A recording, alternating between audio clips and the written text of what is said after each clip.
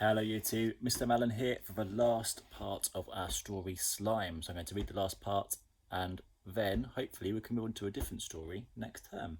So here's the last part of Slime. Together, Ned and Jemima flew all over Mulch. They flew over the school where the pupils were all streaming out of the building, laughing and joking. The children waved up to the three in the sky. "Thank you, Ned," they cried. The boy beamed and waved back.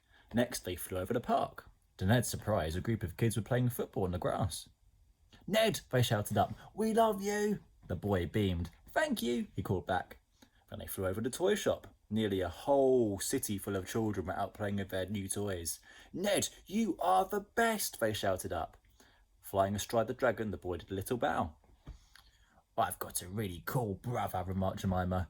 "Get used to it," said Ned. The pair chuckled as they flew over their mother's fish market stall and waved to her. "Mum, look, we're up here." A poor woman fainted and fell into a tray of fish.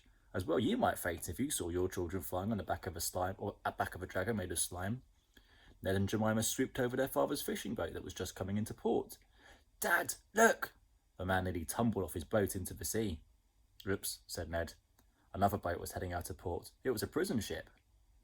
All the horrid grown-ups, Wrath, the Envies, Pride, Sloth, and the Gluttons were all locked in cages on the deck.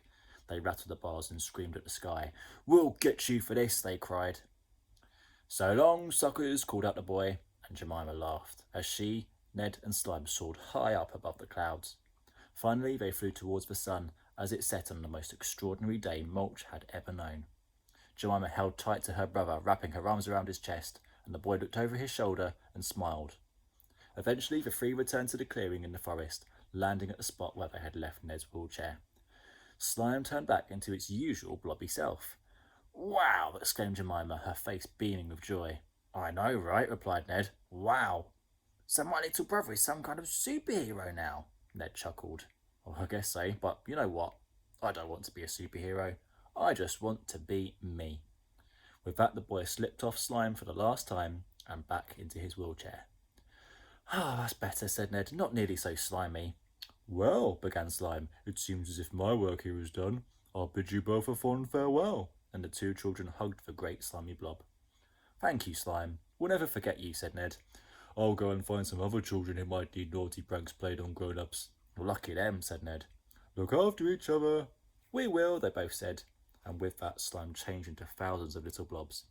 And these little blobs flew up past the trees and into the sky. There they floated for a few moments before darting off in all directions over the sky. Soon, Slime would be in the hands of children all over the world, children just like you. "We should be home in time for tea," said Ned. "It's your birthday tomorrow," remembered Jemima. "I know, but no surprises, please." "As if," said the girl. "I'll run your bath." Ned gave his sister a look. "With water," she continued. "I almost trust you," said Ned.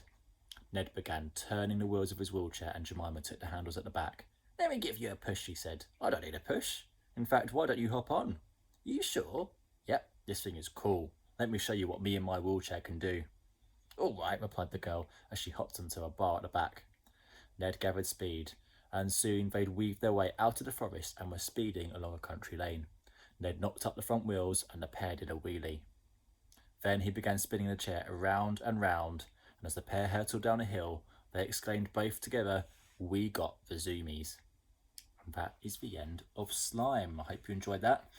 Well done this term, you two. Actually, this is probably the last chance we're going to get to speak to you all, really, before half term, because tomorrow is Cuxton's Wellness Day, which means you're going to have lots of activities to choose from that you can have a go at home. And hopefully these activities won't mean you'll be stuck in front of a screen all day. It means you'll be able to do some new sort of practical things that you won't have to worry about worksheets or anything like that. You can just choose the things that you want to do and just have a bit of fun, really. But I just wanted to say thank you for all of your hard work. You've all worked so hard, and it is really hard working from home. And for those of you working from school as well, it's been really difficult for you guys not being able to be with your normal friends in your normal class. But each and every one of you has done so well, so you should be really proud of yourselves, because I know as a year 2 team, we're all really proud of you. So have a great half term. Make sure you have lots of fun whatever you do. Maybe there'll be a bit of snow left for you to play in. Get a good rest, relax. You've all earned it. And a huge thank you to parents and carers as well for all of your support, because without that help and support that you've given, none of this would have been possible. So thank you for everything that you've done. I know as a team we really appreciate it.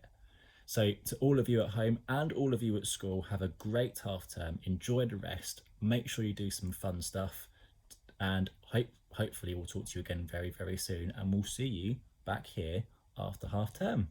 Have a great break. See you soon. Bye.